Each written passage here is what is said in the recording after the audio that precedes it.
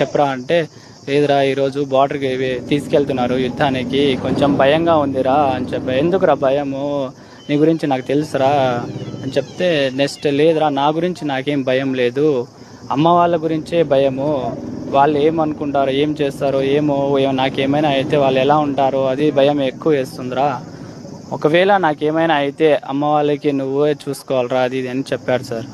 నీకేం కాదులేరా, నీ మీద నాకు నమ్మకం ఉంది, నువ్వు చంపేవాడే కానీ చచ్చేవాడు కాదురా, నువ్వు అందుకోసమే ఇండియాలో వెళ్ళావు, ఇండియా బార్డర్లో వెళ్తున్నావు ఇప్పుడు, నువ్వు అలా ఏం చెప్పదురా. లేదురా నాకు కొంచెం అమ్మ వాళ్ళతోనే కొంచెం భయం ఎక్కువ వేస్తుంది, నా గురించి నాకు ఎప్పుడు భయం లేదు, అమ్మ వాళ్ళ గురించే నాకు భయము, నేను రేపు మార్నింగ్ మెసేజ్ చేస్తే నేను ఉన్నట్టురా, లేకుంటే లేదన్నట్టు చెప్పాడు సార్.